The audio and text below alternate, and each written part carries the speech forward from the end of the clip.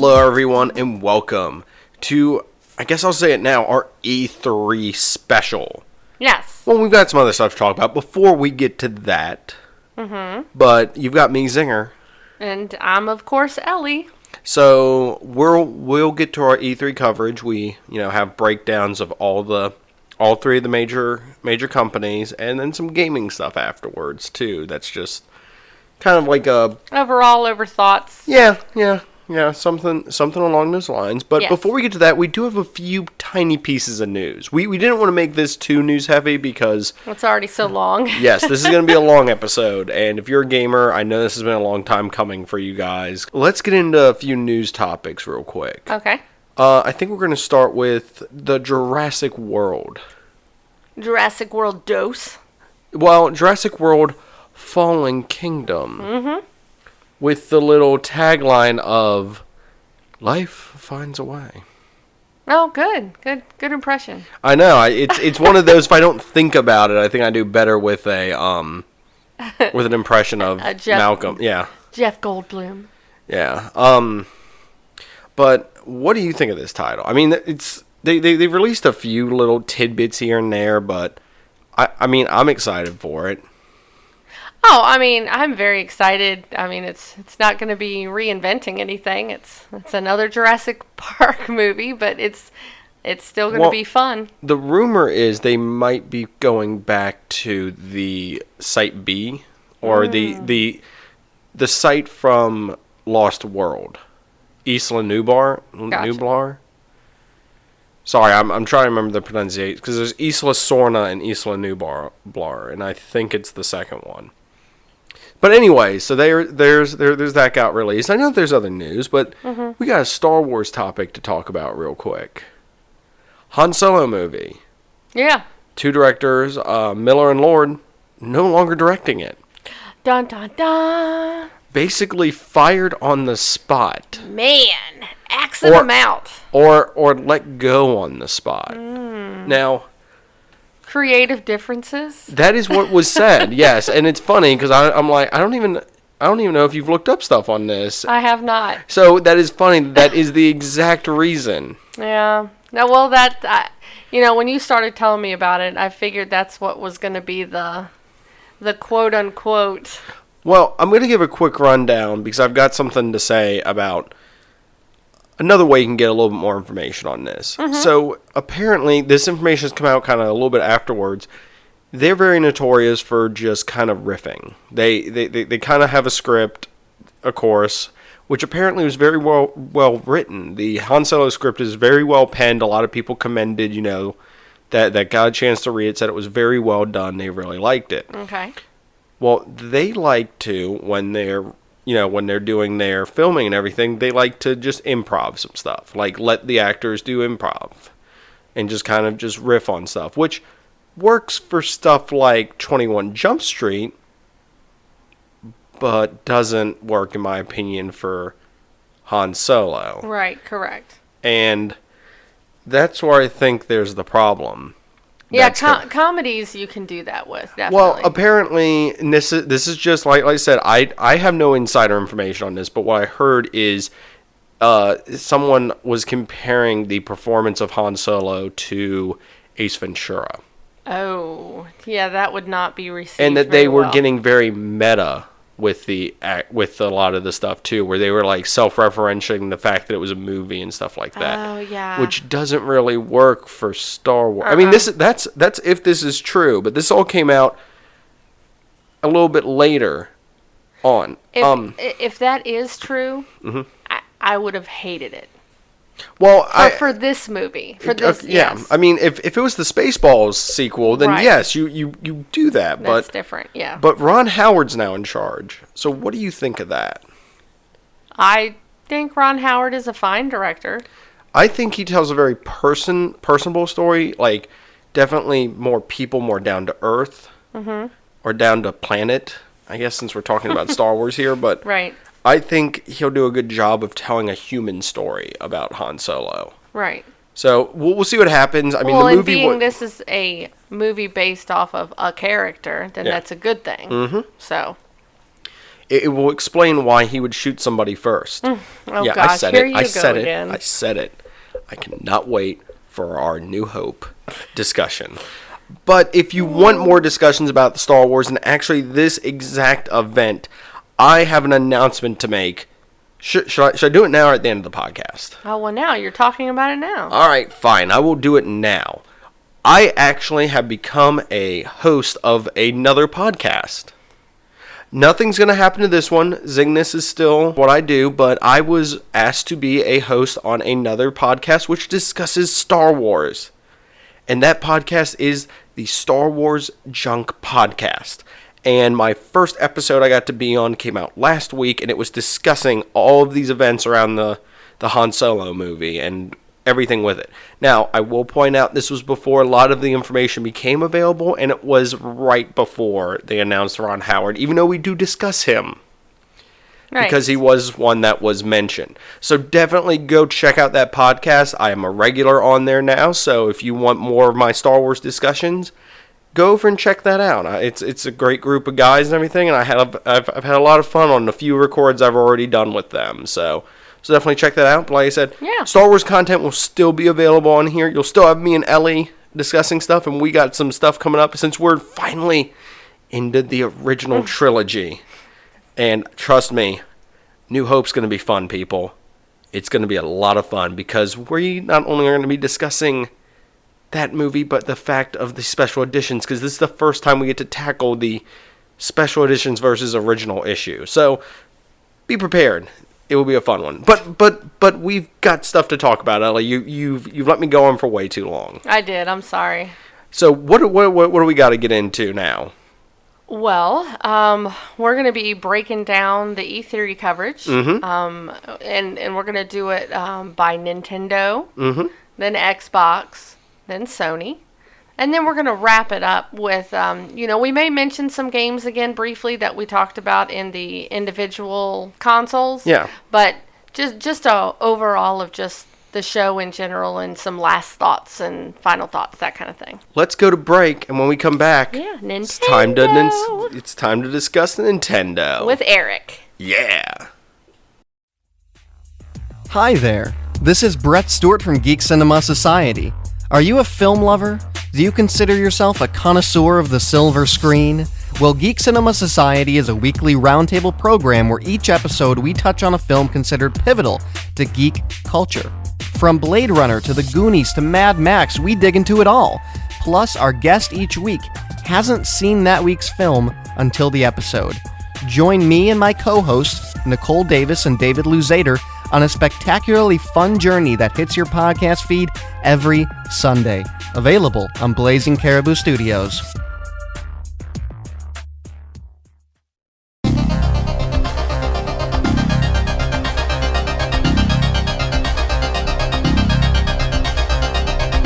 Hello and welcome back to Zingness, our E3 coverage episode. You got me, Zenger, and of course, me, Ellie, and our special guest, our Nintendo expert, Eric. Me, Eric. Yay, I'm back. Woo! By popular demand. Yes. Sure. Something like that. That's what I tell myself. Awesome. No, we brought Eric back on. He was on our previous episode where we discussed the Nintendo Switch. I guess before we start talking about E3, I just want to take a minute. What do you think of the Switch? I mean, you've had a few months with it. Is it still got all that, first day allure to it still? Absolutely. I have had, obviously, when I was on, had only been on for a few days. I had been out for a week at that point, and now I've had 3 months.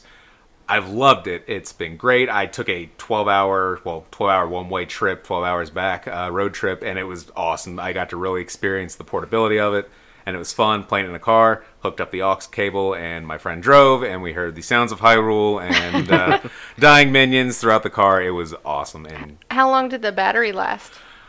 Honestly, I played for a good couple hours, and I still had probably a third of the battery left. Okay. So, and I cut some of the settings down, but I mean, it lasted well. And at that point, we were ready for a stretch break. So cool. That was good. And my friend got the car adapter, the cigarette lighter adapter. So at that point, we could just plug it in and keep on going. And then and then we switched. I got off. He got on his Switch, and we went from there. Awesome. Well, that's great to hear and everything.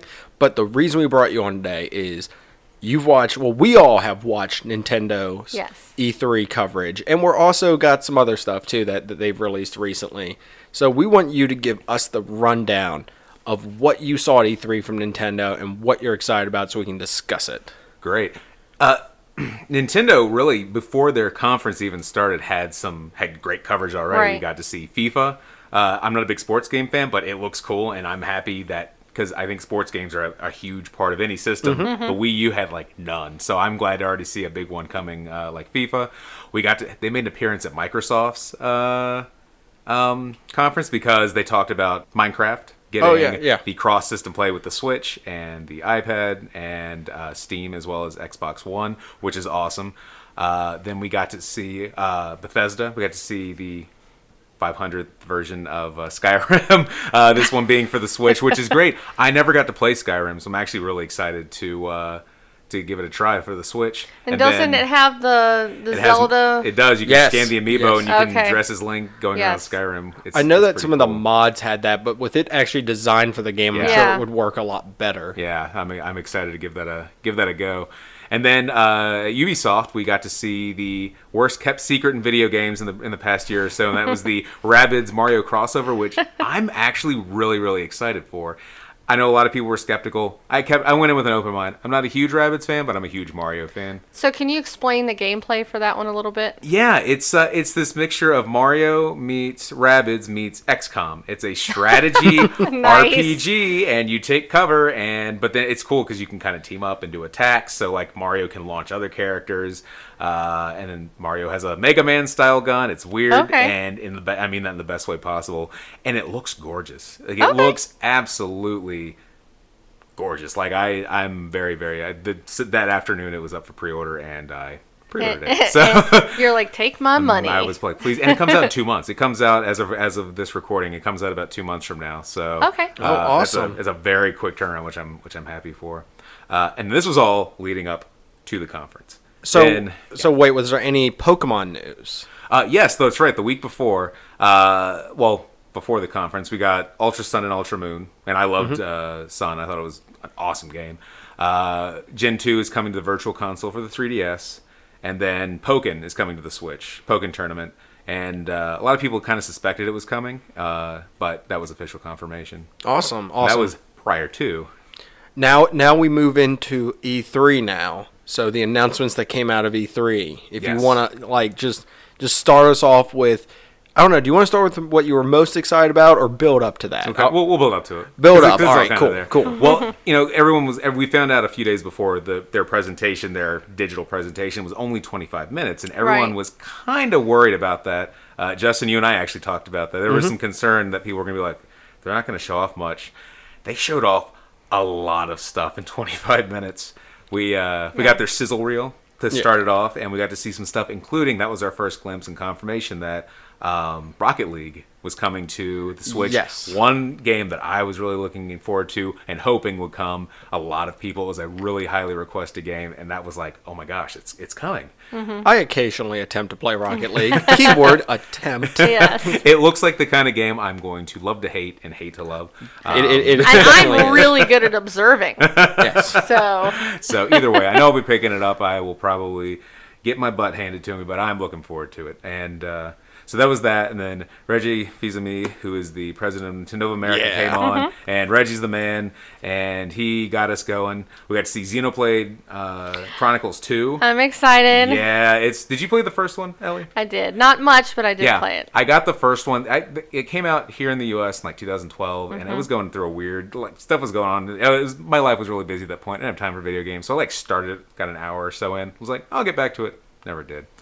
And then Xenoblade Chronicles X came out on the Wii U. Wasn't a big fan of it. Wasn't my cup of tea. But this looks really cool. It looks like it's its own kind of game. It has a really cool anime-looking style to it, which I like. And That's what drew me in. yeah. And Yasunori Mitsuda, who is the video game composer behind a lot of games, including my favorite one of all time, Chrono Trigger, is doing the soundtrack. Yeah. So I'm very excited about this. So it's one I'll definitely be picking up. Then we moved along. We got to see Kirby. We got to see Kirby. Yes. I love Kirby. Kirby's so cute. He is cute, and I mean, And there's a new Yoshi game too. yeah, the Kirby and Yoshi games are two, because Yep. Nintendo said they were going to mainly focus on 2017, but those are two 2018 titles. Right, they are 18. Yep. They focused on. Kirby looks cool. It looks like it has a cool like either multiplayer mechanic, or you can like team up and make enemies your NPC companions, which is pretty cool.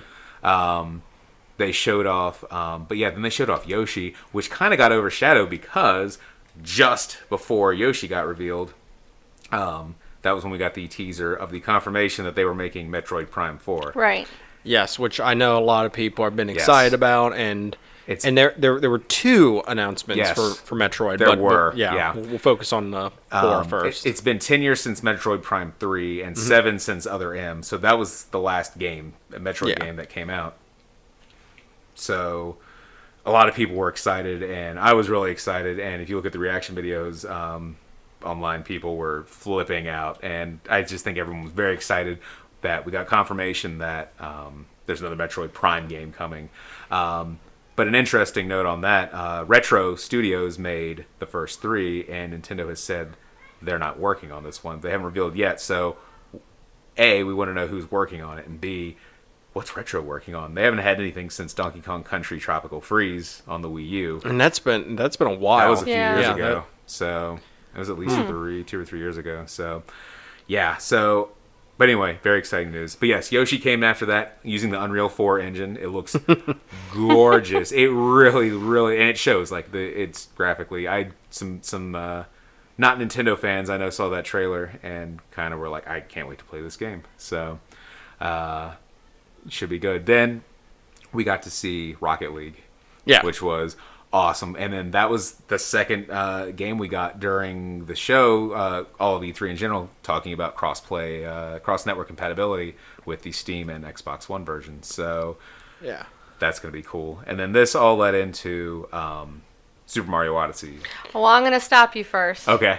Unless is there another game you're talking about after that? Yes, there is. Okay. Well, then maybe Maybe there might be 2, because I realized I skipped over Fire Emblem Warriors. Yeah, Yes. I was over here like. I was sitting there right as soon as you said that. I said, you know what I forgot to talk about? Fire Emblem Warriors. Yes. That looks really cool, too. Oh, my gosh. So, I love Fire Emblem, and I usually get most of them on the handhelds. Because they're amazing even on handhelds. Super excited to see this one for the Switch. And it's kind of neat because they're typically strategy type games, but this is more of an action role playing. Sure. And they're introducing new characters, so that's exciting too. So I'm really, really looking forward to this one. Yeah, it should be really cool. I like the Fire Emblem games, but I'm terrible at them. I feel like every time I go in, it's like I do the first couple tutorial levels, then get to like the third or fourth one. Well, and it's maybe like, this will here's a be bunch of things. easier because it's more Exactly. of I was a. going to say this is more along like the Warriors titles from Koei Tecmo. Right. So, but yeah, no, I always like the Fire Emblem characters in Smash Brothers, so. That's where my love for Fire Emblem goes. But no, I'm glad you caught me on that because I was sitting there going, I forgot something. Yes, I was over here like twitching. I was like, you better talk about Fire Emblem. And yes. So I apologize for that. Yes, that looks really great. Yes. But yes, then we got the end. You see Yes. the grass, you see the shaking, and myself, I thought everyone online on the reaction videos thought it. See this thing, it looks like a dinosaur, but everyone's like Monster Hunter, and then it's like, no, that's just T-Rex. Then it zooms in, and you see that Mario hat, and you're like, oh my gosh, this is Mario Odyssey. Right. And then it's going along. You've got this jazzy big band song, which is awesome. And I love it. It's like I'm just sitting there, I get chills, and then you see the whole thing where Mario throws his hat and he goes into that frog, and it's like, It's so crazy. no. Yes. And then then you're like, oh my gosh, you can possess anything. When he's like the little fish Yeah. from underwater levels and stuff, I was dying. And then you realize that big T-Rex is Mario. You can be the T-Rex. But then, honestly, the thing that the last 2 things in the trailer I freaked out on. That was Pauline from Donkey Kong singing. Yeah, you pointed that out. That's to me when her. we were That's watching her. it. Snapping her fingers and everything. But it's sort of like that is her singing. I think is what it's alluding to, and it comes out October 27th. That's crazy. Nintendo usually has the big game or 2 come out the Friday before Thanksgiving. So everyone was expecting, I think it's the 17th this year, everyone was expecting that. And then when the October 27th popped up, I was like, oh my gosh. Well, and that's smart because you're not at that time in November and everything is when everybody's buying games and you're kind of hurting each other when you're all at the same time. So it's smart to release something a little bit earlier and opening up the sales window too to have it be from October to then to get it kind of an early and have that sale through that whole time to hopefully keep it in stock too. Because if you have it November. That time you lessen your. I mean, you're going to still sell a ton, but you could possibly sell more by opening up that window a tiny bit more. Absolutely, so it is smart. But there could be something else announced still too. Exactly. That's the other thing I think you're alluding to with that date. And we don't have firm release dates for Fire Emblem or Xenoblade 2, so I'm thinking one of those could be. I believe Ultra Sun and Ultra Moon. Those will probably come out that weekend, at least on the 3DS side. I can see that being a perfect time. I could see one of those coming out then as well. So I can see one coming then, one coming into like early December. And talking about Odyssey still, I love the 2D Switch. Yeah. Like when you can go in the little tunnel and then it's 2D. It looks so much fun. It is so cool. It's just like Link Between Worlds. Yeah, I was about to say when gosh. Ellie saw that, I'm like, they're taking that that aesthetic from another game from Nintendo. That's from the Link Between Worlds. Absolutely. Yeah, I love it. Absolutely. But now you're getting on the big screen and small screen. Yeah,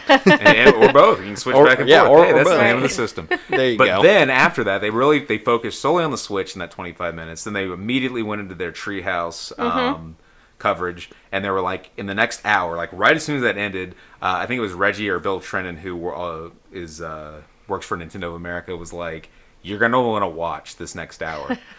So I'd gone home from work to eat lunch and watch this. And then it was election day. So I went to go vote. And I was like, I want to go vote. And I got to get back to work. So I want to keep watching this. Well, I walk in the building. I sit at my desk. I open it up. And I hear Reggie go, hey, we've got a new trailer. And there we see the Metroid 3DS game, Samus's Return. And I was like, I got back here in the perfect time. Like, no joke. It was like the act of me sitting down and getting at my desk caused this trailer to play, and it looks awesome. It's a remake of the second Metroid game that came out on the Game Boy back in like 89 or 90, I think. So in times long past. Yes. Yes.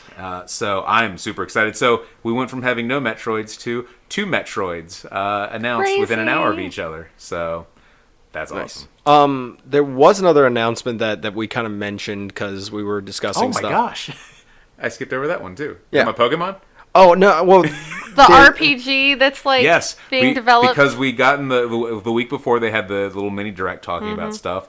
And they had a little segment in there saying, hey, this is coming out. The Pokken Tournament's coming to the Switch. Also, just want to let y'all know, we're working on a core Pokemon RPG for the Switch. Can I tell you how excited I would be to play that? I'm super excited. I mean, for years, people have wanted a console one, but they've kind of said it's more suited to handhelds. Well, hey, we have a 2-in-1 system. So, and actually just this afternoon, there was an interview where Nintendo video game release dates changed, but people were thinking this probably wouldn't be until 2019.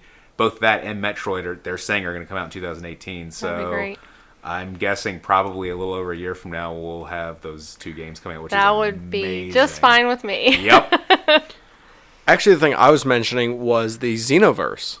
Dragon Ball Z Xenoverse. Yes, absolutely. Sorry, I'm trying to shoehorn your next appearance on here whenever we finally talk about Dragon Ball. Oh, jeez. And I actually have a story about that too. Oh, really? So the Dragon Ball Xenoverse 2 has been announced for the Switch, but then at E3 they revealed the Dragon Ball Z fighting game, the 2D one, which looks like you're playing the show. It looks amazing. Yes, it looks really good. I'm excited about that. I'm sure that I'll talk more fully about that in another segment, but yes, or maybe right now, who knows? Let's see what happens. And there's a tweet campaign going on right now because they have said it can run on the Switch. They said because some people were like, maybe all the processing to make it look like a cartoon is a little too much for the Switch, but they said that's not an issue. We could totally get it running. So this campaign's going on, and Chris Sabat, who is the voice of Vegeta And Piccolo. and a couple others, Yeah. but yes, the two biggest ones that he does on that show, he retweeted saying, as a bona fide Switch fan, you have it from the Prince of All Saiyans himself. I want this on the Switch. So, Oh, nice. if Vegeta wants a game on the Switch, we got to get it on the Switch. So. Awesome. Well, I just want to mention, because I know that was one we were kind of discussing off mic Yeah. and everything, and like I said, you're a big Dragon Ball Z fan. I am. And I am as well. I don't know if I've actually ever pointed that out on the podcast yet. I don't think so. But there you go. I am a fan of the Dragon Ball Z. He is an extreme fan. Yes. So there's that. So I mean, if we ever get a Dragon Ball Z episode under our wing, we'll definitely have to have you back on for Absolutely. that. That would be great. But I guess let's go to. I mean, we've talked about everything Nintendo's done. Everyone's, I guess, final thoughts on Nintendo's press conference. What do you guys each think? I guess we're gonna go around. Well, we'll have him close. Yeah. Because he, actually has a Switch. For me, not being a Switch owner, I was telling him earlier that I actually have a really good handful of games that I would actually want to get, and it makes me want to get the system, so that makes me excited. I was really impressed and very happy overall with what they had to release, not only the stuff that's in the near future, but the stuff coming out, so it gets me excited about right now, and I would have stuff to look forward to as well. So I was extremely happy with it. I was really impressed personally with Mario Odyssey. I thought that looked really good. It's definitely, it's a departure, but yet more of the same. If that makes any sense. It's got elements of Galaxy in there. It's got elements of other Nintendo games. Mm-hmm. So I think it's a cool building of the world of Mario some more, and kind of going back to maybe some roots, but also expanding its world more. Right. Another thing I thought that was interesting was we didn't mention this in the discussion, but they did announce expansions for the Zelda game, which I know a lot of people have put plenty of hours into. Yes, so expanding that myself included. Yeah, expanding that's definitely a great thing. Nintendo needs to definitely continue expansions. I think are something great to do to games, and gives them more playability. Especially, I like to even say this: if you have to put 100 hours into a game and they put an expansion on that, I'd like that more than if they put an expansion on like a 10-hour game. Like, it feels like it adds so much more, because then you play the game more and you might discover stuff in the initial core game that you didn't even notice once the expansion's out. So that's just something I wanted to say, Nintendo definitely keep up on, getting these game worlds bigger and bigger and expanding on them. So, like I said, I was impressed with their thing, and I'm excited for Mario Odyssey, as well as a few other things. And I'm kind of anticipating this might not be the biggest announcement to come from them this year. So we'll see what happens. Yeah, no, like I said, they condensed so much in 25 minutes. I forgot about Fire Emblem, and I forgot about the Zelda expansion. As someone who, I think I'm at the 150, 160 hour mark on Breath of the Wild, and I still have... So just starting. Yeah, exactly. I still have 20 shrines to go. I still have like 700 and some Korok seeds to go. There are parts of the map I know I've never touched. I'm very excited for that, and we knew it was coming, but we got some real solid details. Plus, the 4 Guardians, they have Amiibo coming, which are amazing, and I'm gonna have to buy them. But going to the overall thing, back to buying things, my wallet has been weeping ever since last week when we saw that, because I'm like, I want that, I want that, I want that, I want everything. I thought they had a fantastic showing. They could have left it at that 25-minute thing, and I would have been like, okay, you got me. But then they went on with the Metroid announcement, and of course, and I forgot about this too, the remake of Mario and Luigi Superstar Saga. Oh yeah, Game Boy Advance, awesome Game Boy Advance RPG, getting a new facelift, and has a whole brand new game in it where you play as Bowser's minions, which is cool. Oh yeah, so much stuff coming this way this year, and going into next year. There's a lot to be excited for. People have Switches and 3DSs. You've got a lot coming your way. People who are on the fence, you're going to have a lot of stuff in the next, just between now and the end of the year, to look forward to. And I kind of agree with you, Justin. I think that they have more. Nintendo's one to really keep their cards close to their chest. Mm-hmm. They will not announce something. Like, I was surprised we got the the Metroid 4, Prime 4, and Yeah. Pokemon thing. I think by the end of the year we could get a few more pretty big announcements. I don't want to theorize because I mean Nintendo is left field Yeah, when it comes to stuff absolutely. sometimes, so I don't want to theorize on anything. But yeah, I don't think this is the last we've heard from Nintendo this year with the world of gaming shattering announcements. And possibly. the good thing is Nintendo regularly does direct the Nintendo Directs. There's actually a Japanese only one about Dragon Quest 11. Which is coming to 3DS and Switch.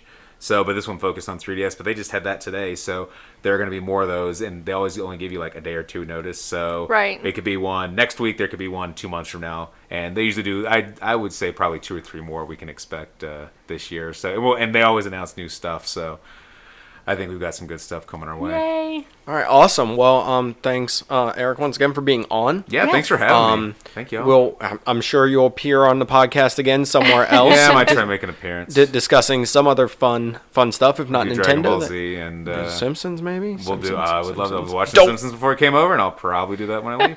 All right. Well, we will go to a quick break, and when we come back, more E3 coverage. Yeah. Bye, everyone. Hey, my name's Paul, and I'm not an animal expert. I'm Donna, and I'm not an animal expert either. And together we do a podcast about animals called Varmints. Every week we pick an animal, do a bunch of research on it, and bring you some interesting facts about that animal. But we don't stop there. We talk about that animal in movies, TV, and other pop culture. And we talk about whether or not that animal would make a tasty dish, and how intelligent we think it is on the scale of 1 to 10. It's exactly like one of those fancy PBS nature documentaries. Except with more poo jokes. New episodes go live every Thursday wherever you find your favorite podcasts. Or you can visit us at blazingcariboustudios.com. Varmints! Varmints!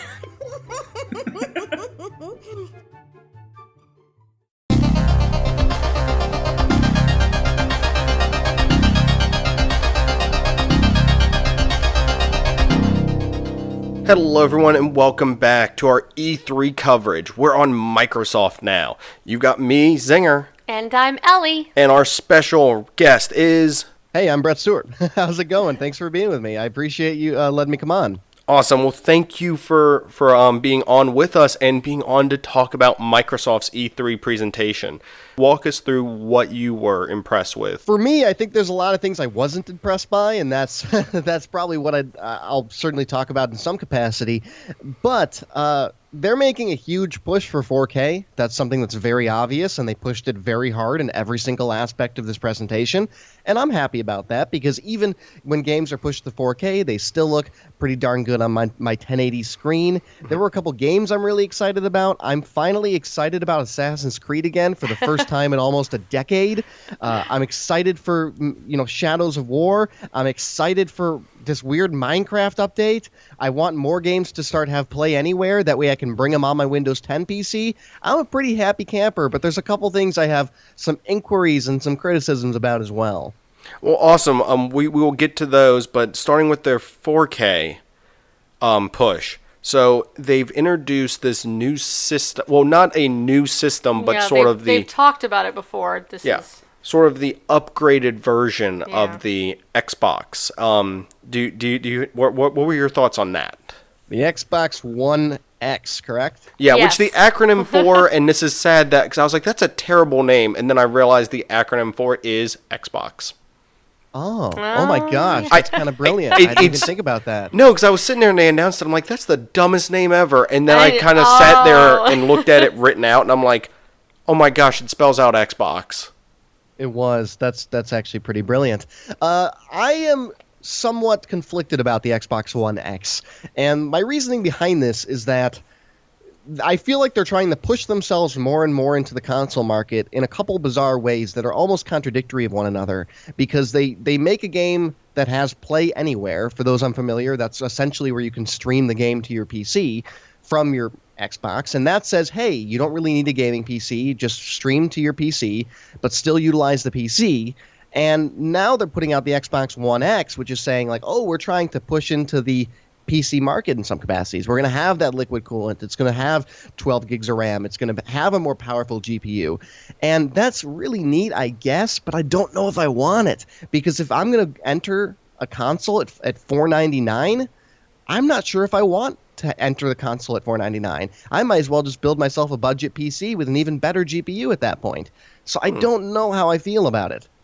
What about the 4K aspect? Do you think that that's something that they're jumping the gun on that too soon, or do you think it's the right timing? I think everybody's jumping the gun on 4K. I think. Do you know anybody that has a 4K TV? We do. I don't. Whoa! But I now know somebody that has a 4K TV. But the only thing we do in 4K on it is Netflix and Amazon. Actually, Yeah, we don't use it to its capacity. That's for sure. Because a lot of the stuff is very expensive.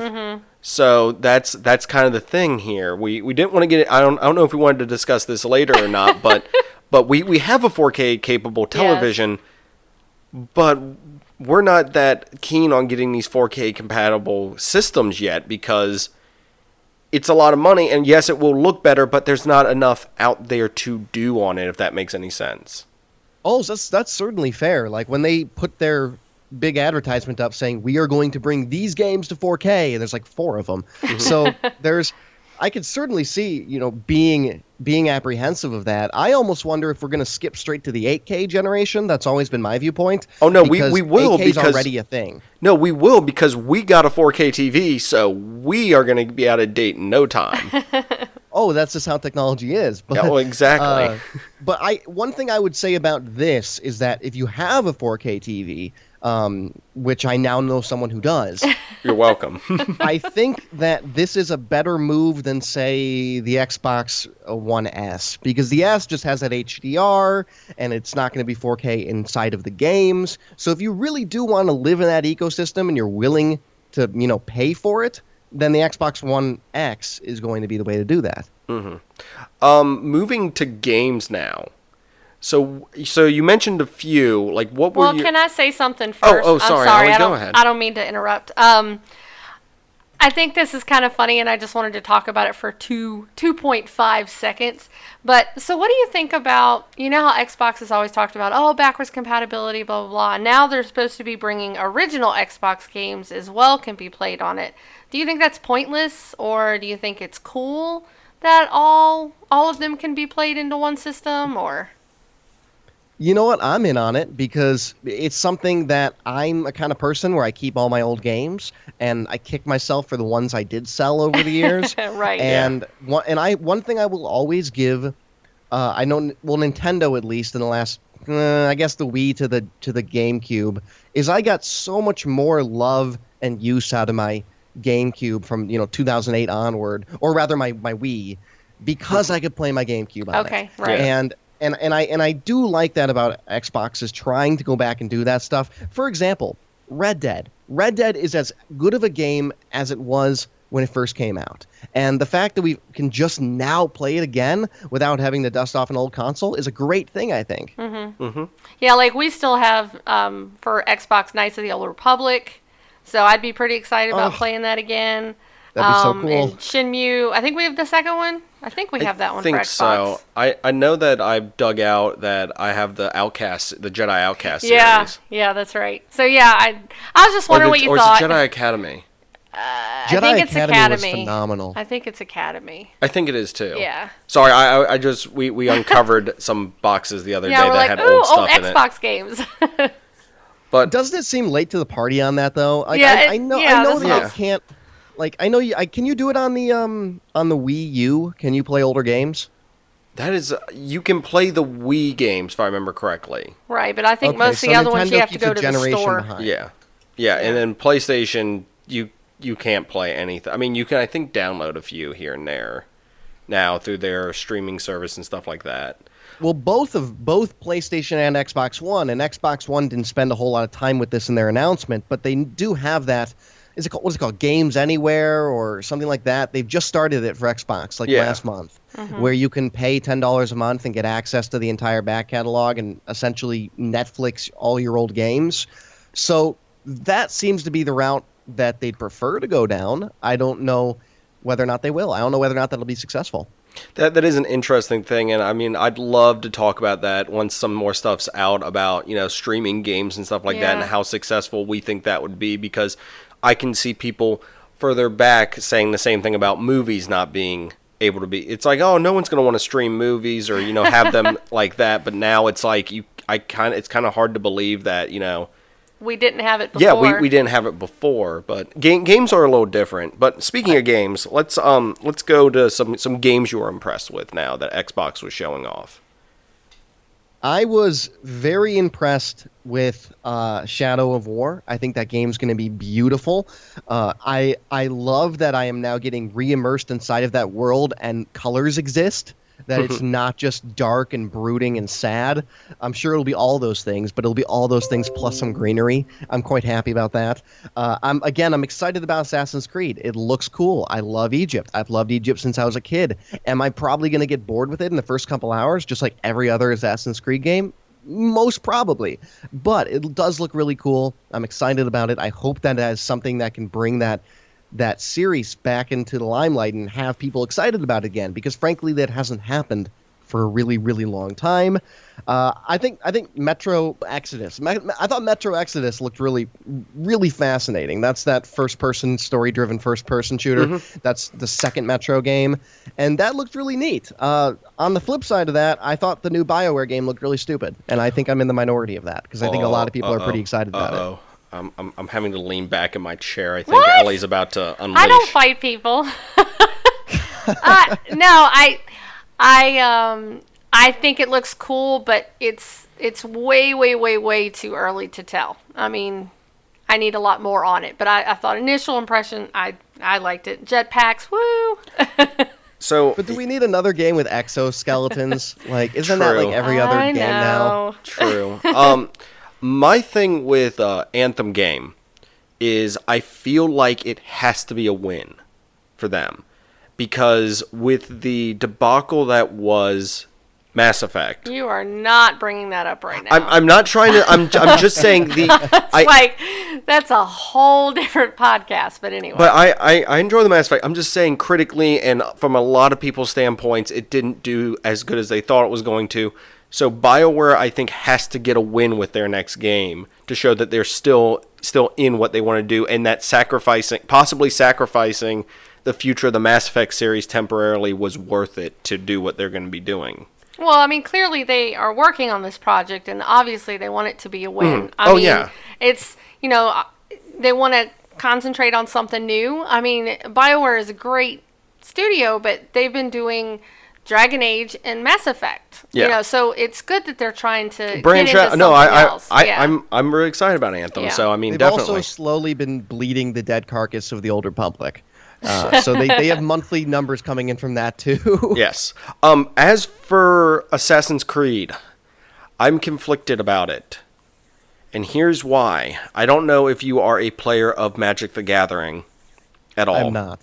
But their whole set and their whole premise right now is Egyptian themed. Yeah. So every time I see ads for the Assassin's Creed, you think it's I think it's an ad for Magic right now. So I'm like, it's Assassin's Creed, which I will admit the last one I enjoyed playing was Black Flag, and I loved Black Flag. Yeah. And I'm just interested to see where Ubisoft can go with the Assassin's Creed series. You know what I'm afraid of? I'm going to mess around with the pet bird too much and just get completely unfocused. With the rest. Well, that's what happens to me in every one of those games. I have played Black Flag for 50 or 60 hours, and I don't think I'm more than like 10% through completion. It is that sailing on the sea. Yeah. Right. So I think it looks promising, but I also thought like Unity looked. I have a terrible gauge for Assassin's Creed. I will openly admit that every game I thought might be kind of cool ended up being a hot pile of garbage. So I don't know. But that said, Black Flag was my last favorite too. Crackdown 3. Oh yes. I was like, I know there's another game. Yeah. I remember watching you play that a lot. The second one. Crackdown. It will. Terry Crews. Yes. Was in the trailer for it. I enjoyed Crackdown. It's definitely over the top. There's a lot of other games that have kind of done that done a gimmick similar to that, but seeing that return as an exclusive, as it has been, was really cool. Brett, are there any other games that you saw or that you were really excited about that are from Xbox? You know, I don't know. I actually was kind of curious about the Minecraft stuff, mostly because I couldn't tell whether or not to be really excited or really cynical about it, because they're like, we're bringing community-generated content, but now it's official, and I don't really know what that means. And the graphic overhaul was surprisingly lovely. I thought I've never been a player of the game, but I've always appreciated it. I've appreciated the creativity it offers people. I appreciate that it can be used in classrooms, and if this can make it look a little more pretty and also bring some new features, I think that's pretty cool. I think Mixer, I don't know if you're going to talk about Mixer at all, but I have some thoughts on that too. Oh, go for it. I think Mixer is going to be the Google Play of, not Google Play, the Google Plus of game streaming. It looks so unappealing to me. It's like Twitch, but worse. That's just what I got from it. Everyone's trying to capitalize, I think, on streaming services, and yeah. it kind of Twitch and YouTube sort of have that locked down for the most part. So unless it's something really ingenuitive, I don't know if it's going to change the game that much. Oh, personally. I can't imagine it, because I'm thinking about the versatility of YouTube and Twitch is that they are essentially PC platforms, meaning that you can be in front of a microphone, that you can be in front of a mixer. And if you want to build this straight into Xbox, the vast majority of streams you're going to get are just streams of someone's Xbox screen. You're not going to get the production quality. You're not going to get the community that you get inside of something like Twitch. I don't understand why they're doing this. It baffles me a little bit. I don't understand why people would watch it. I just don't. Like, go on YouTube or Twitch and watch that anywhere. But that's just me. So I feel like one more game that we kind of have to mention is the new Forza. Ooh, vroom vroom. I'm not huge into car games, racing games, that sort of thing. But I know it is it's a big pull. There are a lot of people that are. Yeah. And I think Forza games have always looked pretty nice and a lot of cars, but this one has over 700 cars, which is crazy to me. So I think this one will probably be pretty popular with the existing Forza fans and maybe new car fans, just because of all the options. And this is one that's going to utilize the 4K. Ooh. So the 4 people out there that might be running it on their new Xbox One X. Yeah. So this might be one that people might want to check out, but it definitely looked really cool if you're into that genre. I like racing games, but it kind of comes and goes with me. It's not something I'm like, I'll constantly play, but I'll go on like a month or so stretch that if I happen to have a racing game, it's what I do. So, right. And Forza's always been one I've been very impressed with. Gran Turismo still holds the title for me of what got me into it, but Forza kind of showed me what a racing game could be. Well, and Gran Turismo is that series that like wants you to pull your hair out because you're trying to get those license and oh, that's the old games. I know, but that's the ones I remember playing more. So all right, let's final thoughts on Xbox or Microsoft's presentation. Ellie, I'll let you go first, okay. And we'll let Brett let him finish it up. Exactly. For me, I like Microsoft. We have systems here, of course, in our house. It wasn't my favorite out of all of them that I watched. So it is interesting. It does have some good things going, but I was nothing that was shown off. Like I said, I'm not big into racing games, but the games that I was really interested in aren't really going to be exclusive titles anyway. So I'd probably play them on a different system. So overall for me, it was okay, but nothing like I was like, wow, that's great. So sorry. For me, the introduction of the Xbox One X was interesting. I mean, it's something that they've been teasing at for months, so it wasn't like a huge surprise, but yeah, we finally got the price and everything. Yes. Yeah. Thanks, Jeff Keighley. But I just want to see where 4K content goes. I don't know if it's going to be something that can take off as quickly as a lot of these a lot of these companies are expecting it to. Right. It's something that, might take a little bit longer, but early adopters, it's like I don't know if there's enough out there for even early adoption yet, per se. But the thing I want them to avoid is making games that are only exclusive to, like, the Xbox One X or the PlayStation Pro definitely. system, to where, you can't get these games unless you have this system. It would be nice if they had, this game is optimized for this. You can still play it on your not upgraded system. So, I don't know. We'll see what the future brings. Microsoft, to me, has their eyes set on a distant future that might not come, and it might. So, that's kind of my thing right now, is they're looking to the future where a lot of other gaming consoles for this E3 were looking at the present. That's just my personal opinion. So, Brett, let's let you finish this up with your final thoughts. This was a interesting press conference. I think that the Xbox One X is going to be a tough sell. I really do. I don't know if there are enough console gamers that care quite so much about frame rate and resolution and whether or not they even have the television to get the most out of the console. Really, once you start getting into that, I need my 60 frames a second mentality, you're kind of just gone on over to the PC anyway. That's never really what the console was about. That said, I just think at $499 it's going to be a bit pricey. I remember when the Xbox One came out, it was $399 or it was $499 if you wanted the Kinect. Hey, what happened to Kinect? That was a thing. But yeah, I think that's going to be a little bit pricey. There aren't any exclusive games that blew my mind. There wasn't anything I came out of this and said, wow, I'm so happy I have an Xbox One to play blank. Because frankly, I'm probably going to buy Shadow of War on Steam or on Green Man Gaming when I have a sale. I'm probably going to do the same with Assassin's Creed. That'll probably go on sale really quick when it bombs. And I'm really excited to get those games cheaper. And I just don't know if I'm going to play them on Xbox One. I am really excited, however, about them pushing more backwards compatibility. I'm excited about the Play Anywhere. That's something that not a lot of people talk about, but I'm a big advocate of it because I love that I can just turn on my Xbox, go on over to my PC, and if I want to play there, I can. That's really appealing to me, but I know I'm a niche within a niche. So overall, not my most exciting Microsoft E3 press conference, but I didn't find a lot of them that exciting this year. We just got some middle year updates where we got slightly bigger iterations on consoles and sequels on properties we're already familiar with. So we'll see what happens next year. Awesome.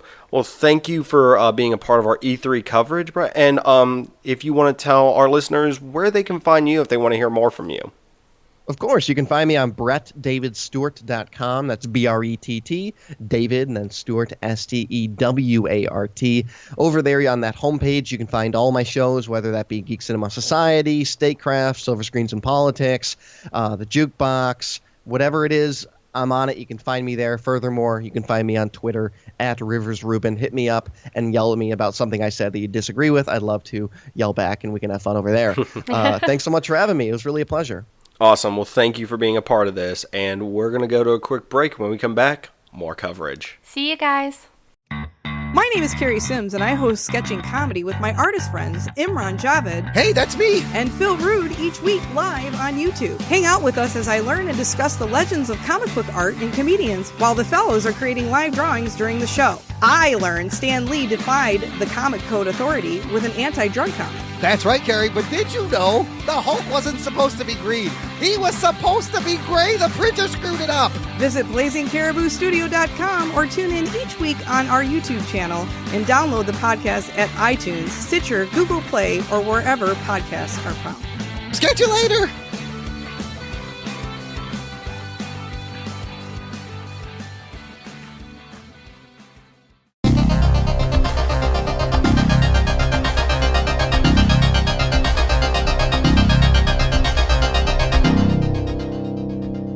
Hello, everyone, and welcome back to our E3 coverage.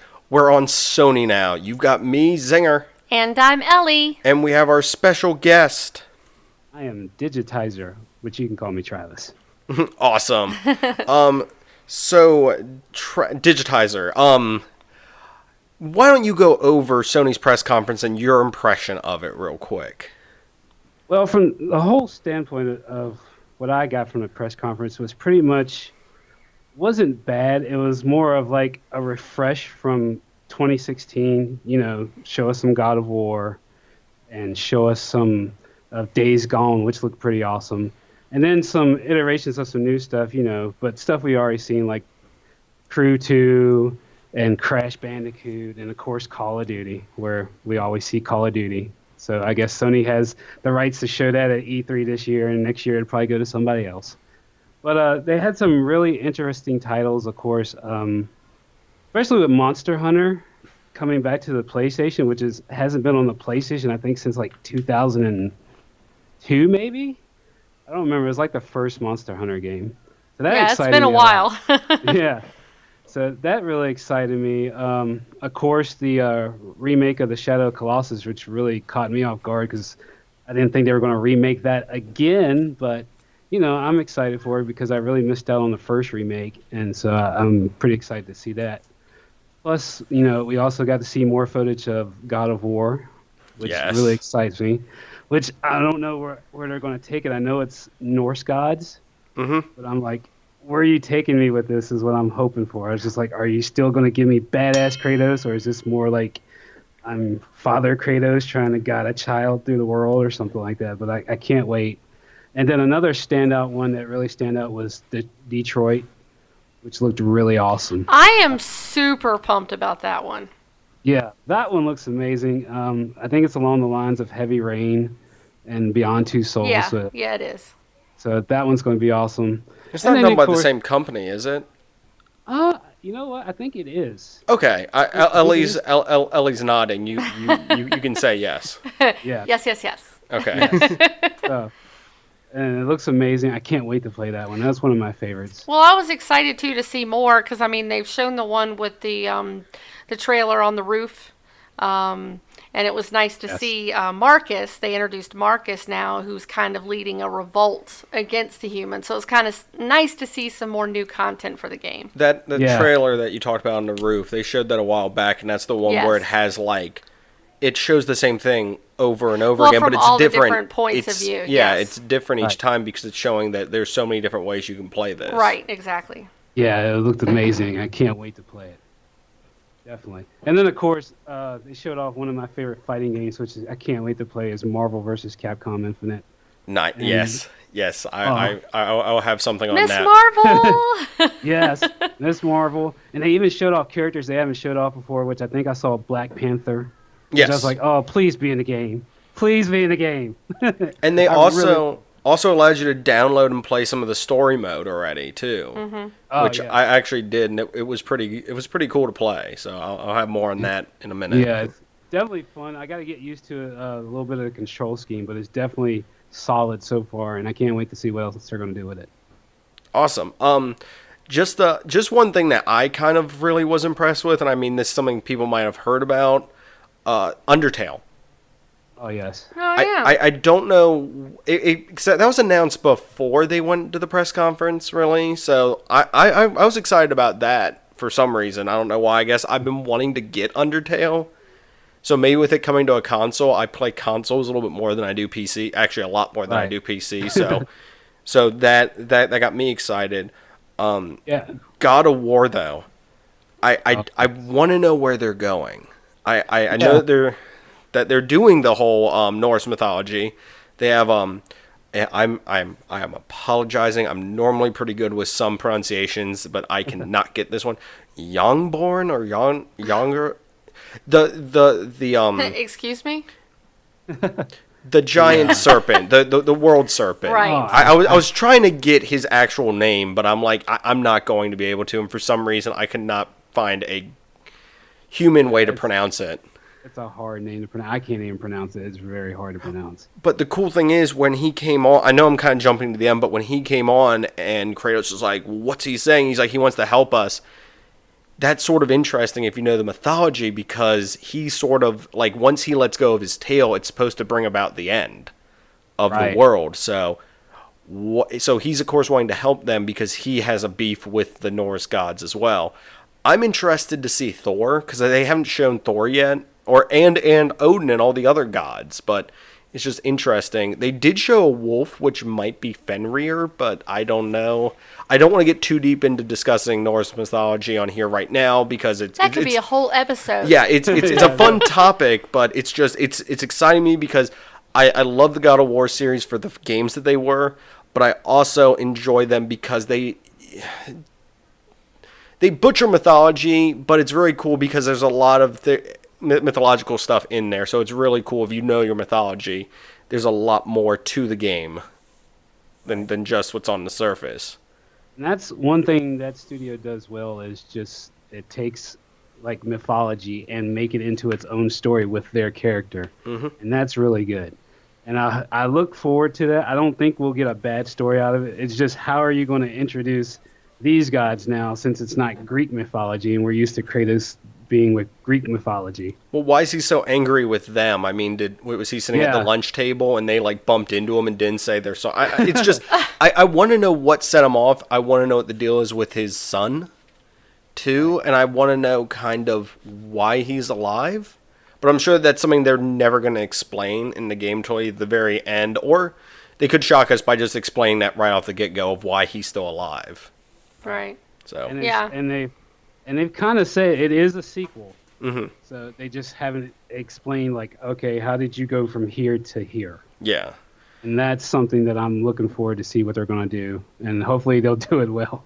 Well, I think that I wanted to mention Days Gone. I'm a huge zombie person, or not necessarily zombie, but just the undead. Yes, the undead, whatever they're calling it. The these unalived. Non-living. Yes, exactly. Looks really, really good.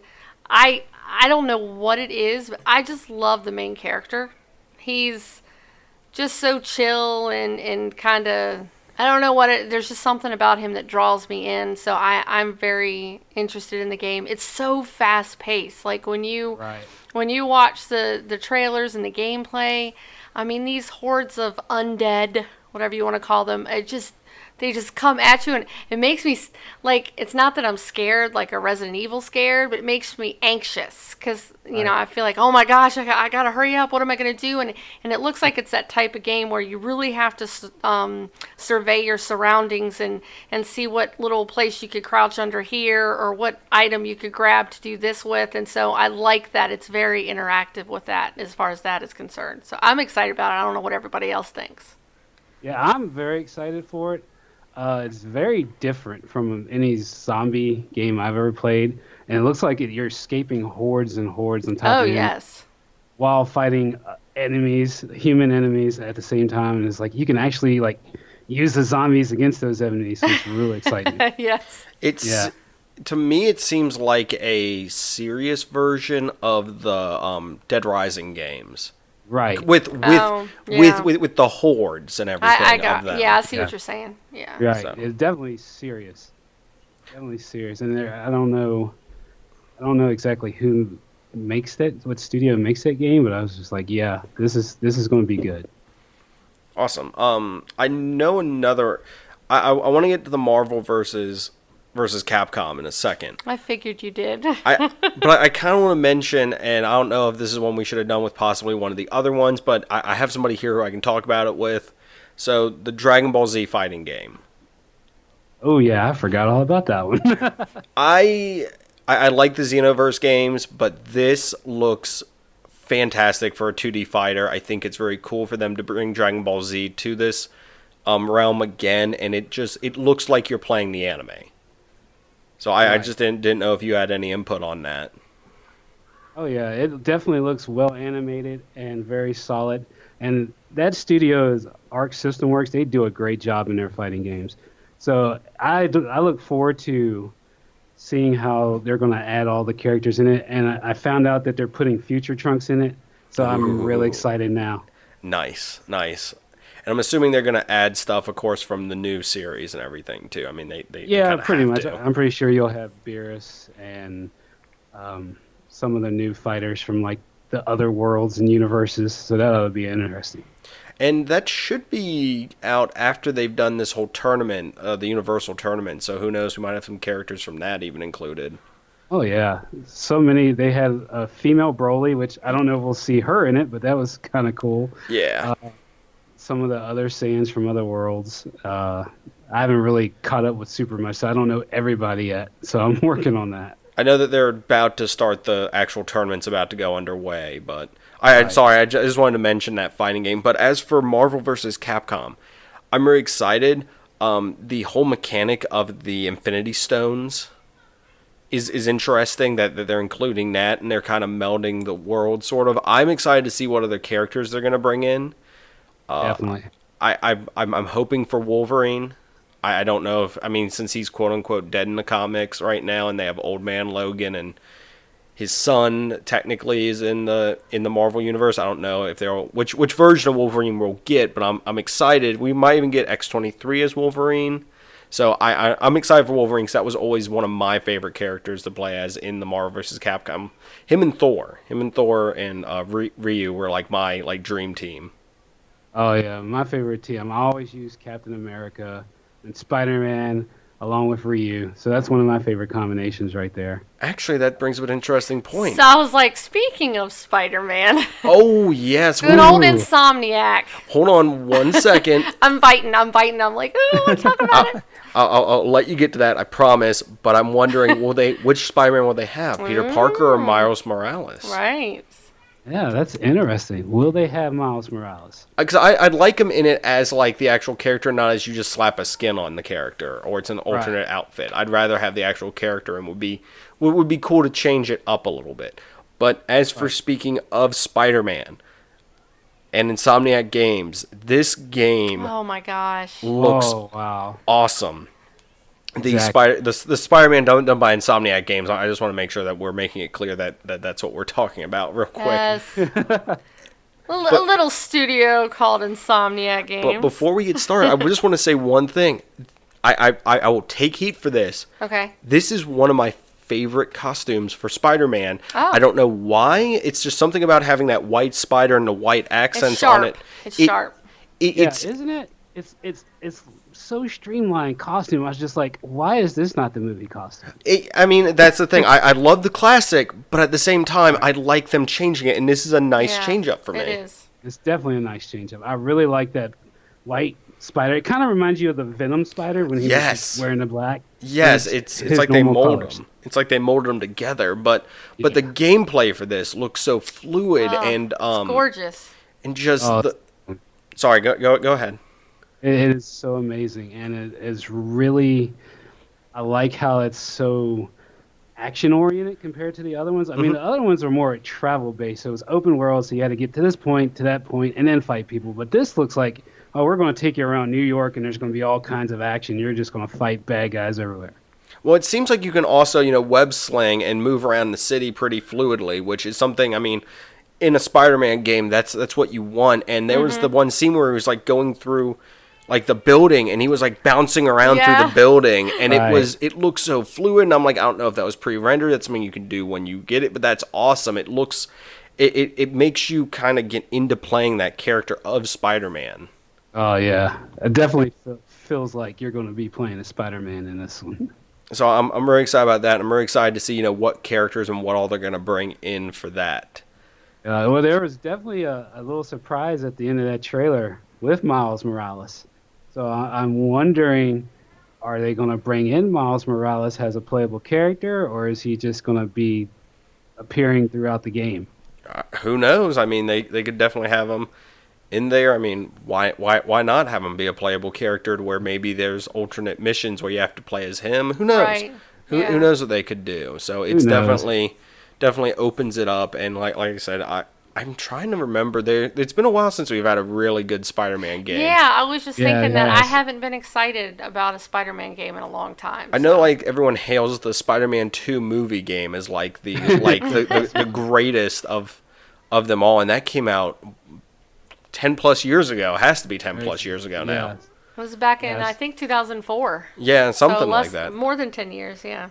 Yeah, so it's a little over 10 years. Yeah, so we're overdue for a good Spider-Man game. So I think we might have it now. Yeah, I definitely think we'll have it with this one, and I hope it'll sell well and maybe even get like a sequel game. which would be cool.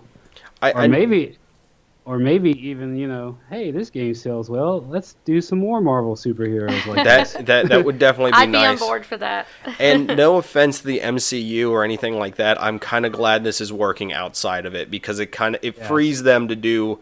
I know that they want the movie, comparison, but at the same time, it gives frees them more creative control. Exactly. Yeah, they can kind of go around and do other stuff. And that's what I was worried when they first announced this. I was like, oh my God, is this another movie tie-in? But then I saw the costume. I was like, well, that's completely different from the movie. Mm-hmm. And then after watching this trailer, I was like, oh, this has nothing to do with the movie.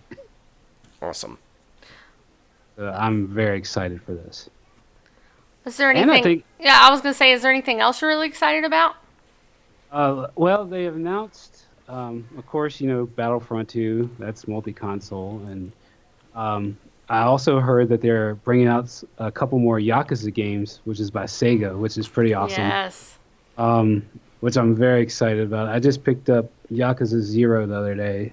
So I'm going to be playing that myself. So I was like, I'm getting ready for the next ones to come out. But I'm also shocked at Sony that they did not show The Last of Us 2. I didn't see it at all in the press conference. I don't know if I missed it or they just didn't bring it out this year. No, I didn't see anything on it. I think Naughty Dog's trying to focus more up on the Uncharted game that we actually hadn't mentioned till now. Lost Legacy. Lost Legacy. That looks like that's going to be cool too. And it's nice because it's not that there's anything wrong with Drake by any means, but it's kind of cool to have Chloe and Nadine. It's a female kind of led game, so that's kind of fun too. Yeah, that's definitely awesome. We mentioned you mentioned earlier when you were talking about what you were impressed with, and one of them was the Shadow of the Colossus. Yes. Complete remake, like not HDified, not they're slapping a new paint job on this. This looks to be a top-down remake of this game, and this is a game that I remember playing when I was younger on the PlayStation. I have the PlayStation 3 HD remake of it, and I will definitely be buying this one as well because that game for me is just, it looks amazing, and I'm excited to see it, once again completely redone to where it's top down to where it's going to look amazing on the PlayStation. Oh, it's definitely going to look amazing. And it's just like, I know that's a lot of people's favorite out of that series of games. And so to see them do that from the ground up is just like, wow. I was like, I don't even know what to say. It looked very good and very solid. And I was just like, I am so buying this day one. As soon as they up for pre-order, I'm buying this. So I just wanted to briefly mention Ni no Kuni 2. I played the first one a lot. It's not for everyone, especially the art style is definitely different. I think it's very pretty though. The first one was great as far as just it had such a good story and there was so much to do and so much backstory and so much side stuff. So it was a very full game. I really did enjoy it. And so I am very excited about the second one. I can't wait. We got one last thing. I know that Sony covered a lot of other stuff, but I mean we'll probably get to that. Or if there's something that we didn't talk about that they did cover that you're excited about, let us know. But Horizon Zero Dawn, a game that came out that I think just, oh my gosh, visually amazing, gameplay amazing, just such a phenomenal game, has announced some other content. I'm excited. It definitely, that game has easily over 40 hours, 50 hours worth of gameplay. Oh, more than that, yeah. And if you do all the stuff that you can do and the challenges, they have a lot of the fun challenges you can do and that kind of thing.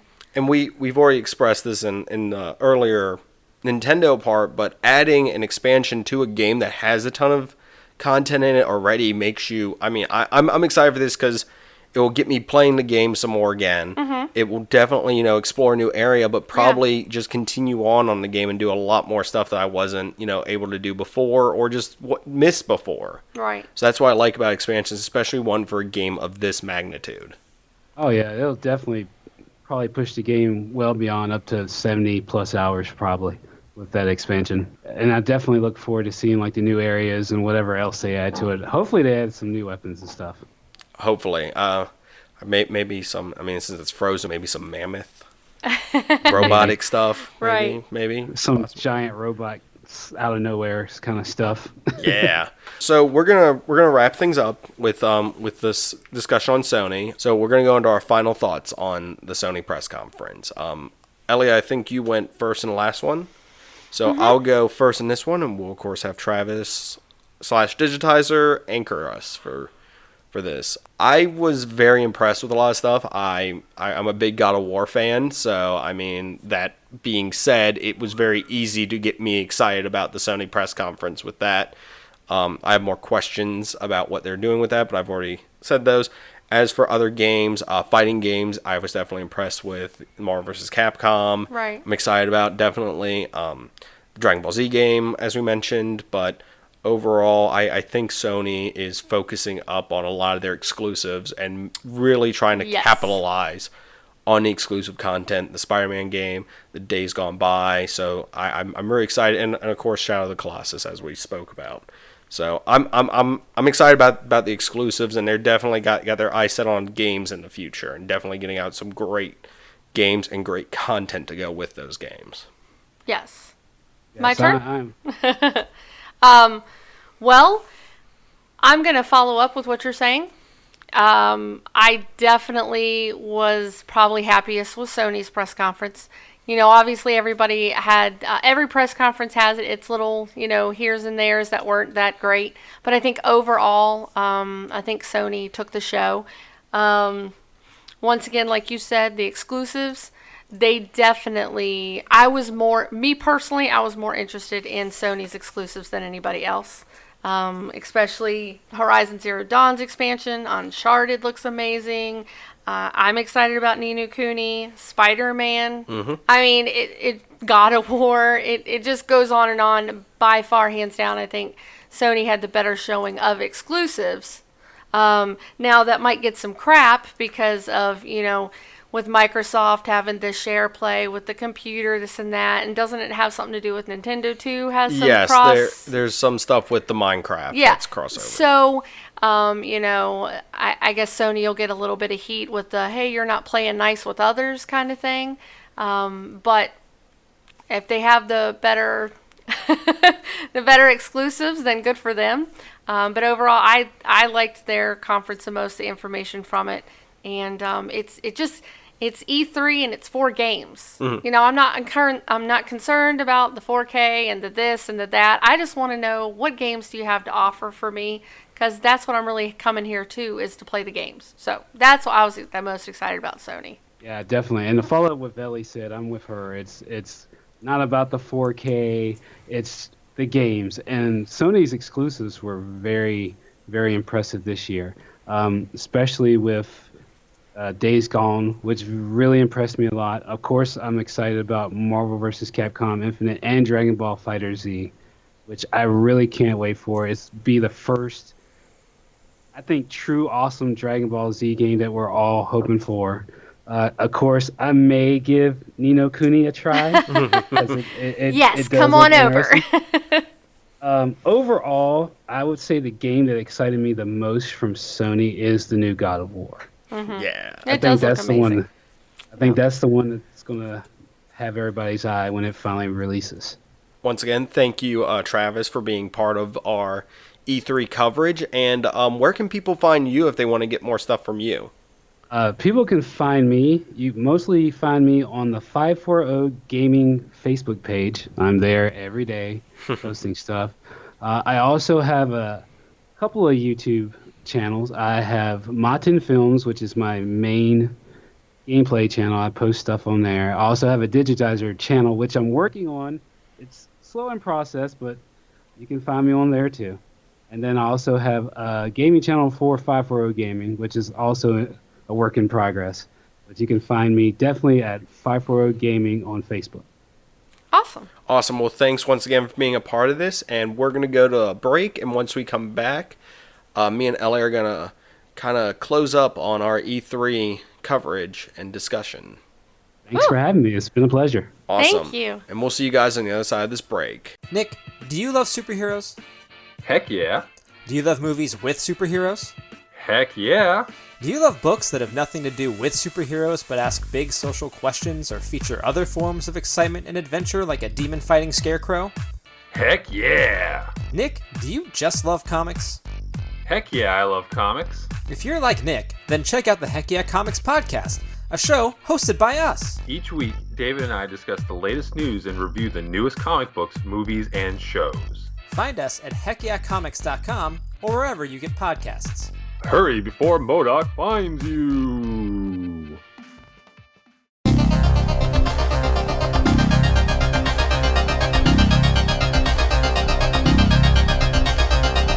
Hello, everyone, and welcome back. You got me, Zenger.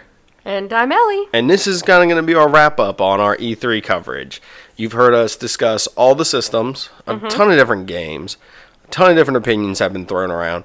So now we're going to kind of take a minute, just the two of us now, to kind of discuss some games and some stuff that might have been overlooked in the three other segments, or just stuff that we want to kind of elaborate on a little bit more. Yeah, and please, we obviously are not going to talk about every single last thing that was shown or talked about or demoed. Because this would be like a 4 to 5 hour podcast then. That'd be crazy. So please, in your comments, let us know what you're excited about and all that. So we just wanted to say, if something was missed, we apologize. But, we can't talk about everything. But I kind of wanted to start off, if you don't mind. Go ahead. And ladies first, if you would. Thanks. I'm kind of excited about EA. Really? Yeah. I'm fascinated. I know. Well, I mean, obviously part of that is my dear love BioWare is part of EA. But I thought EA was a little impressive. Interesting. You got some more conversations and demos and talking about Battlefront 2. And the single player... I might be jumping the gun on this, but according to a lot of, other reviewers and other people who've, done analyze the discussions and stuff that happened with E3, a lot of people are kind of concise with the fact that this took the show. Cool. That this was one of the more impressive things to come out of the show was the Star Wars content. Well, and... You know me, and I don't know if some of our fans or listeners have kind of gotten the grasp. Like you said, we haven't talked about a lot of game stuff recently. Yeah, I'm a main single player person. Yeah, I don't play a lot online, and if I do play online, it's with people I know. I don't typically like to do the online thing and just throw myself in there. So the fact that they have what looks to be a phenomenal single player. Very interesting, the storyline. I am so excited, and the fact that it spans so many movies. Well, so long of it on the timeline. Right.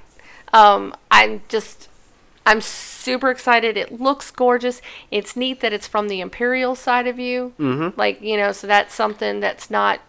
I've kind of wanted that in the movies and kind of more. I mean, you get a good chunk of it here and there, but it's kind of interesting because and I'm not remembering the planet right now off the top of my head, but the main character comes from a planet that is under Imperial control they enjoy the fact that they're they don't have to have enforcers there or people enforcing it. They praise the fact of the Empire and everything.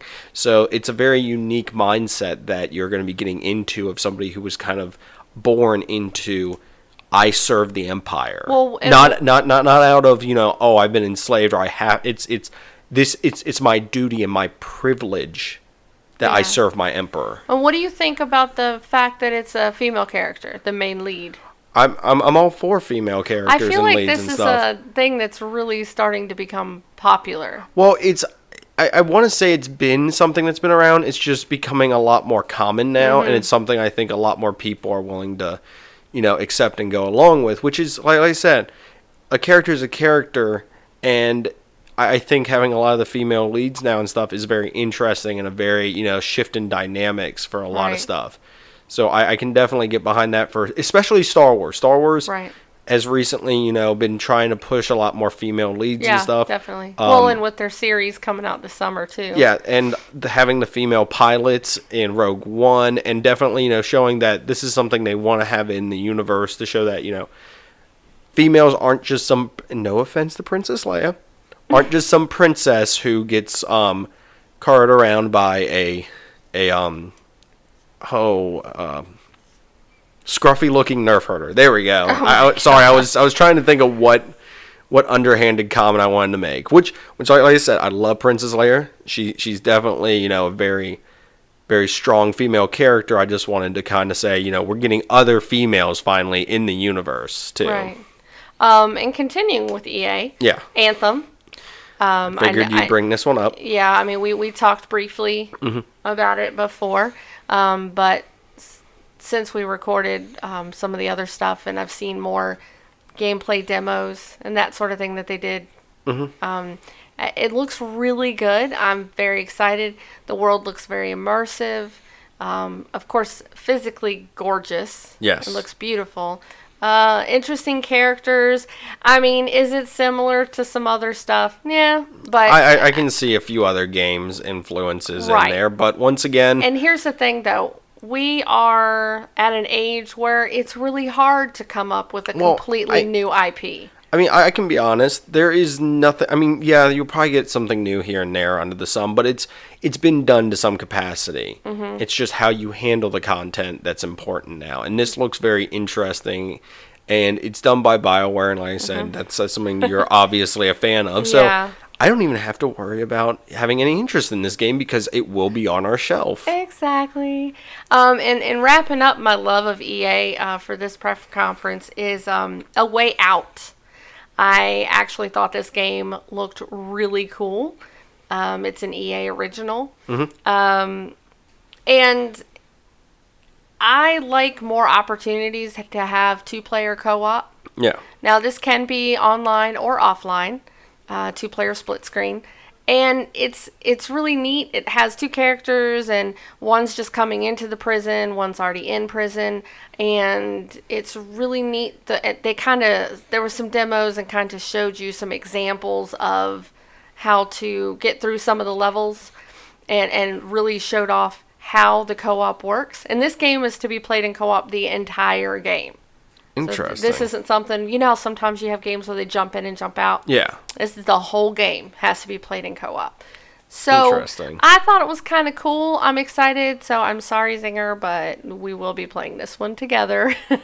Oh no. But it looks really neat, and a lot of the situations, like they were showing parts where one character has to distract so the other character can pick up and do something else. And so it seems like you really have to use your brain too to kind of solve things and do stuff. So I think this one looks kind of interesting.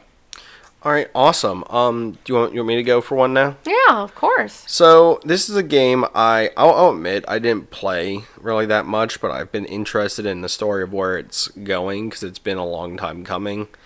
The trailer for Beyond Good and Evil 2. Yes, I saw it. It was great. It was not something I was expecting per se, looks good. And it looks like something interesting. Like I said, it's a game that I've always been interested in, especially since that it's been 15 years, I think. So it's been some obscene amount of time in the coming. So so definitely was a cool trailer to get everyone excited for that.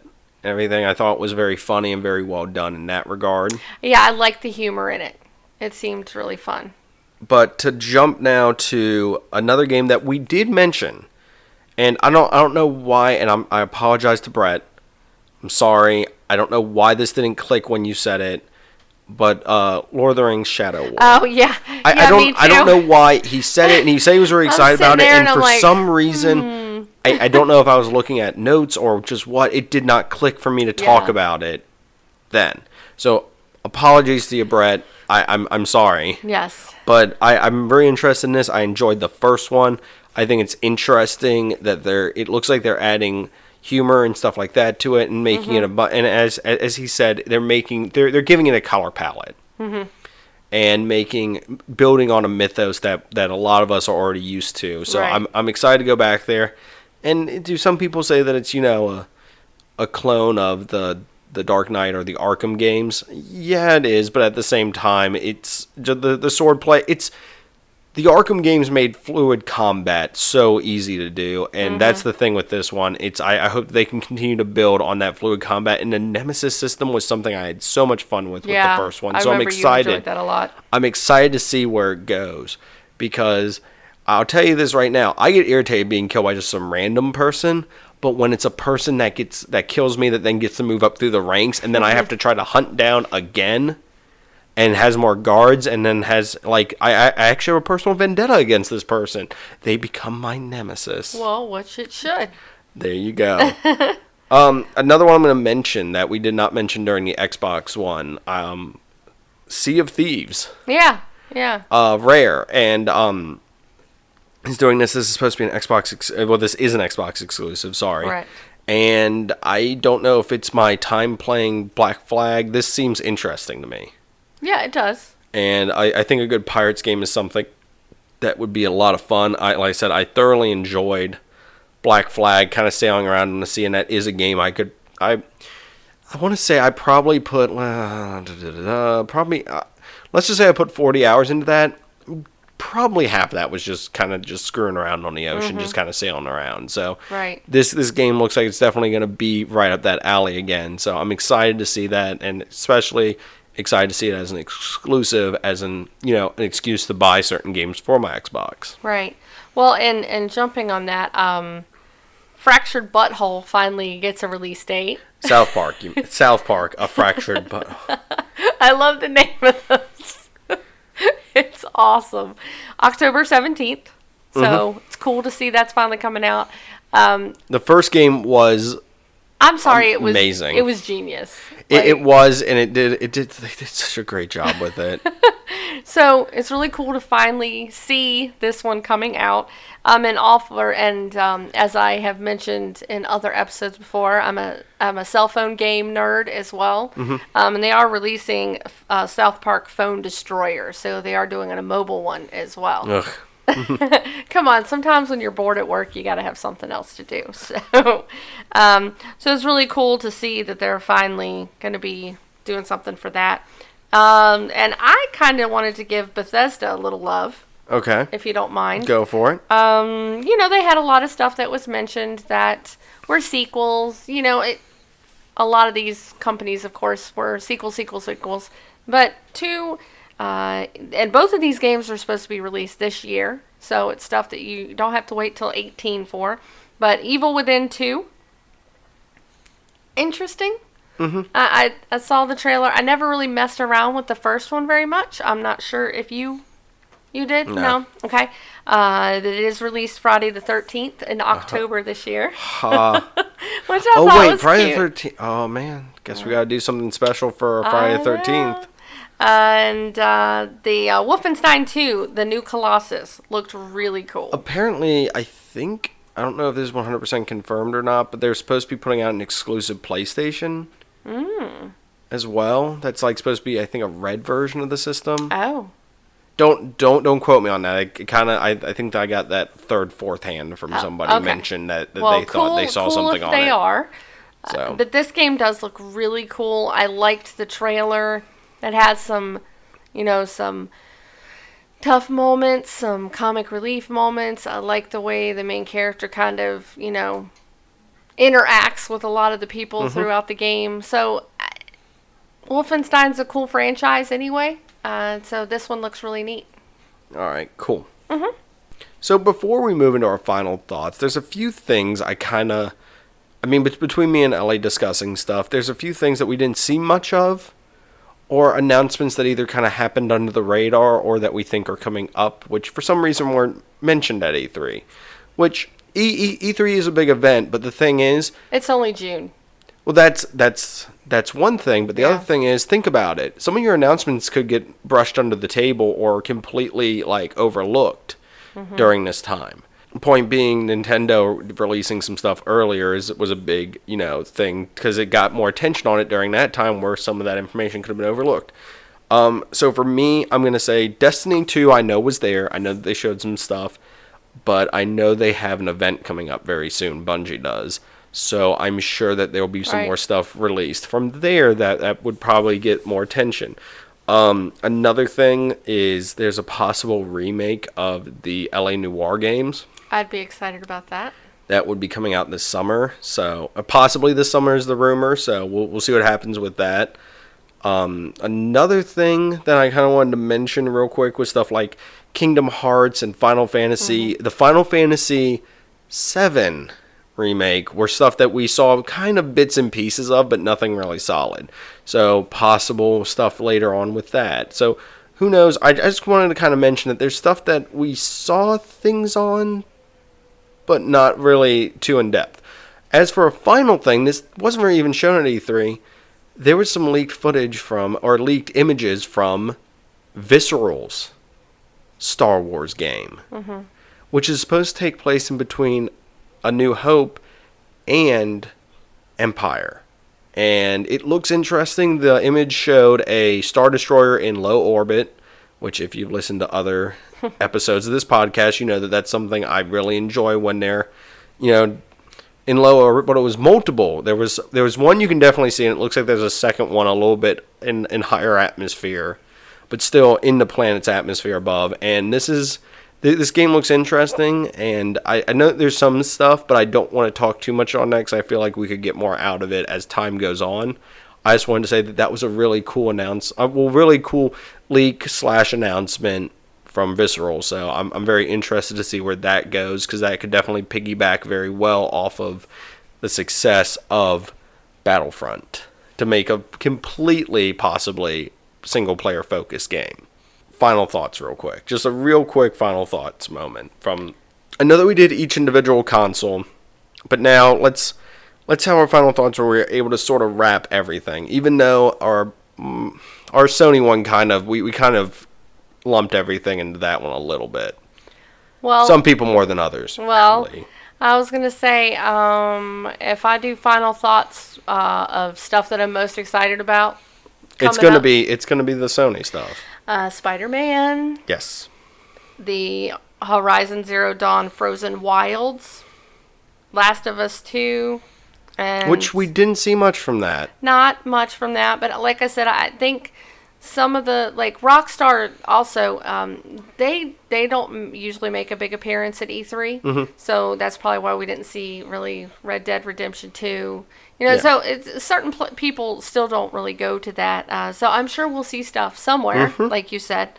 Days Gone, very excited about. And I think one of the trailers that took it was Crackdown 3 with Terry Crews. Yeah. I love Terry Crews.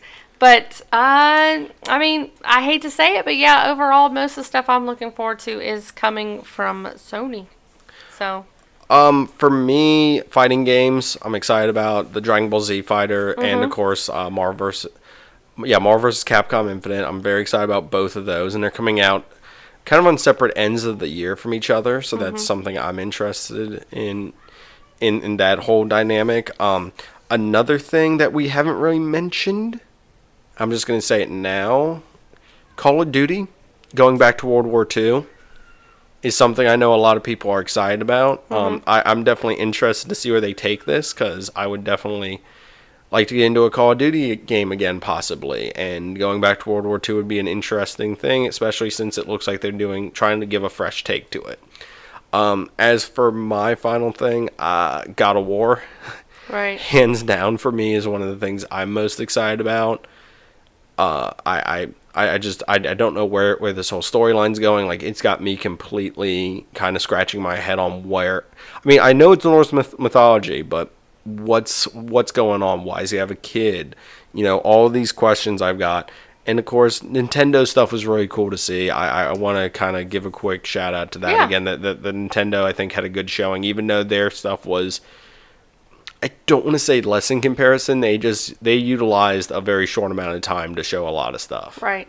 So definitely, if there are people out there who want to get Switches, they are becoming a lot more available, I know now, and it's definitely something right now. Have a lot more titles coming out. Right now, if you want to get one for the holiday season, maybe buy it now. Yeah, just saying. It now. Don't wait till October or November. Just saying, might be a good idea. As for Xbox's announcement with the console, I've already said my piece on that. So overall, like I said, a very interesting E3. Definitely some companies have their sights set on a distant future. Other ones have set on the here and now. So it's just, we'll see what happens. Yeah. And looking forward to what might be announced over the summer and early fall. So, yep, definitely something to be excited about. But let's wrap up this episode real quick. Got a few quick announcements to make. Once again, check me out on the Star Wars Junk podcast. I'm like I said, I'm now officially a host on that as well. So those I believe they're going to be coming out on Thursdays, but I will tweet out links to all the episodes and everything. So definitely give that a listen. I greatly appreciate that. But I'm having a lot of fun doing those records too. On that note, we got a quick announcement about Read This. I apologize. Read This for June is going to be coming out, but it might be coming out July 1st.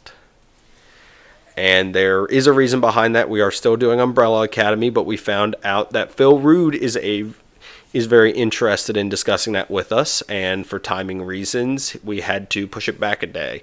So I will do the best I can to get it out on Friday, but it might come out very early Saturday. So apologies to that, but we are going to be doing it. Ellie is very excited about doing Umbrella Academy. It's something that she is.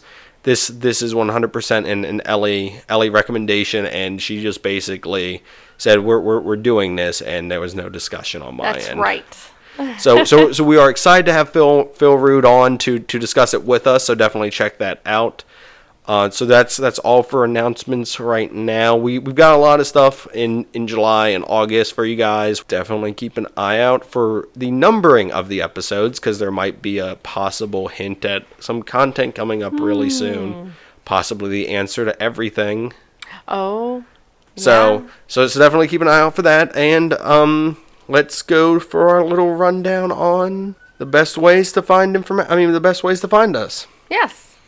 So if you want to listen to us, you can find us on we're on the majority of podcast things. Right. SoundCloud, iTunes, Stitcher, Google Play, stuff like that. But if you are on iTunes, what do you need to do, Ellie? Give us a 5-star review. We'll read it on here, and we greatly appreciate that. That helps out our podcast a lot. You can also go to our Facebook group and like us on there. We would greatly appreciate that. You can go to Twitter. At Sing This. You can also go to Instagram. At Sing This Podcast. And we have a nice little picture collage of what's going to be coming up. And we're also... Oh, crap. We forgot to mention. We are going to be at Virginia Comic-Con on July 8th. I'm excited. We don't have a table or anything, but no. trust. We have shirts. Geeking out. We have shirts. So if you want to come to the Virginia Comic-Con, it is on July 8th. Well, it's all weekend, but we will be there on July 8th. Yeah, we'll be on there on Saturday. We'll be there on Saturday, so definitely come if you're... Track us down and say hi. Yeah, we'd love to say hi and talk to some of the fans. If anyone's going to be there, we'll love to talk comics. So sorry, I just wanted to... Because I was going to say, I'm going to be posting some stuff when we're at that on Instagram, and I just realized, oh, wait, we have to tell people we're going to be at that. So definitely check that out. If you want to see us playing any games, you can go to... twitch.tv/zingthis. If you want to contribute to the podcast, go to www.patreon.com/zingthis. If you want to check out some YouTube content, which we're working on some other stuff for that right now, but it is up to date with the podcast. You can go search Zing This. And finally, if you want to get in touch with us directly, you can email us at zingthis@gmail.com. And finally, before I give the final shout outs, if everyone's information who helped us out with this podcast will be in the description. So if you want to check out any of their content, definitely go there. I would greatly appreciate it. The information also for the Star Wars Junk podcast will also be in the description. So definitely check that out. And as always, our sound guy is Aaron. So definitely check out his information. And finally, DJ Golden Boy 89. Play us out.